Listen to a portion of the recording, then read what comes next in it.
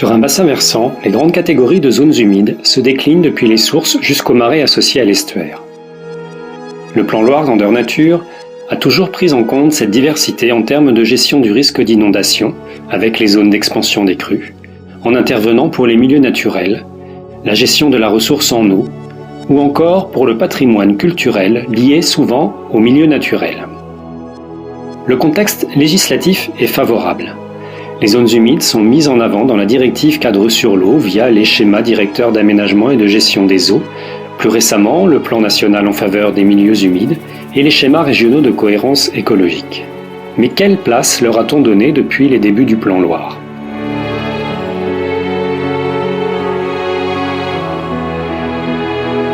Un contrat européen LIFE est monté de 1992 à 1998. Il est signé par la Fédération des conservatoires d'espaces naturels, le WWF France et l'État français pour travailler sur la reconnexion des zones humides, le maintien des prairies au profit de l'élevage, le boisement maîtrisé des parcelles sur les têtes de bassins versants, ou encore la préservation de la dynamique des cours d'eau. Ce projet est inclus dans le premier plan Loire lancé en janvier 1994. Ce programme vise dès les origines à concilier la sécurité des personnes, la protection de l'environnement et le développement économique. Sur cette période, plusieurs actions en faveur des zones humides ont lieu, dont une sur 240 hectares dans le Haut-Allier. Au cours de la seconde phase du plan Loire, les conservatoires de Languedoc-Roussillon et de Lozère étendront cette opération sur plus de 3000 hectares. Puis, sur la troisième phase du plan Loire, ils ont opéré grâce à un contrat territorial de l'Agence de l'eau Loire-Bretagne. En partenariat avec l'Office national des forêts pour la gestion des zones humides en forêt domaniale, ils ont agi avec les agriculteurs jusqu'à leur proposer des journées de formation.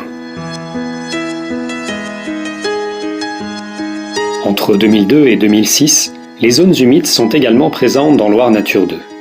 Ce programme marque les esprits avec des actions de gestion et de préservation des milieux naturels, des séminaires scientifiques pour définir par exemple des protocoles communs mis à disposition de tous dans le centre de ressources Loire Nature. Le volet ludique et touristique est développé, ainsi qu'une réflexion sur les espèces exotiques envahissantes.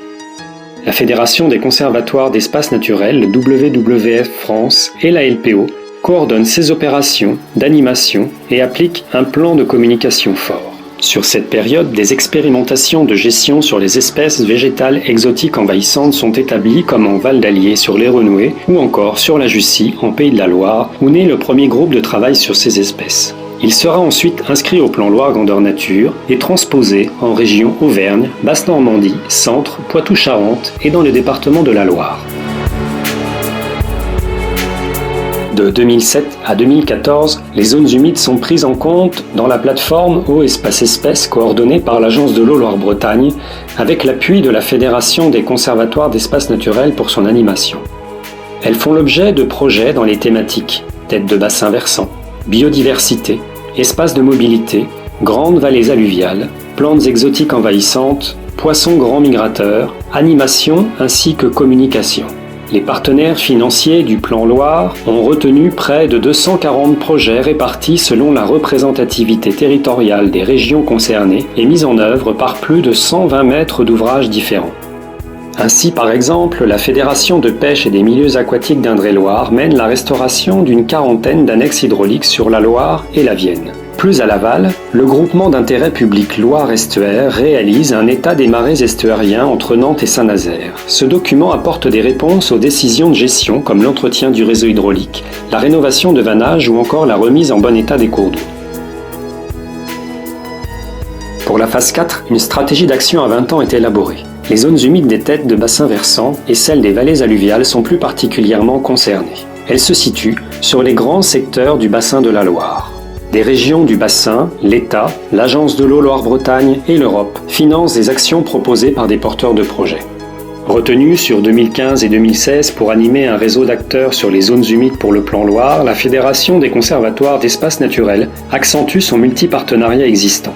Elle doit contribuer à faire émerger des projets en intégrant des associations, des institutions, des collectivités territoriales, des communes et leurs groupements ou encore des structures privées. Elle a aussi pour but de favoriser l'accès à des rencontres techniques, de bâtir et de diffuser des outils de communication appropriés tout en gardant un lien avec les instances du Plan Loire comme le groupe d'experts ou les forums des acteurs. Près de 13 millions d'euros sont réservés pour financer des travaux de restauration et d'entretien des zones humides, des acquisitions foncières et des mesures de suivi de ces milieux. Ce montant démontre la volonté d'atteindre 180 hectares de zones humides restaurées d'ici 2018 et 360 d'ici 2020 sur le bassin de la Loire. Sa coordination et sa mutualisation font du Plan Loire Grandeur Nature un programme envié par beaucoup de grands bassins fluviaux français voire européens.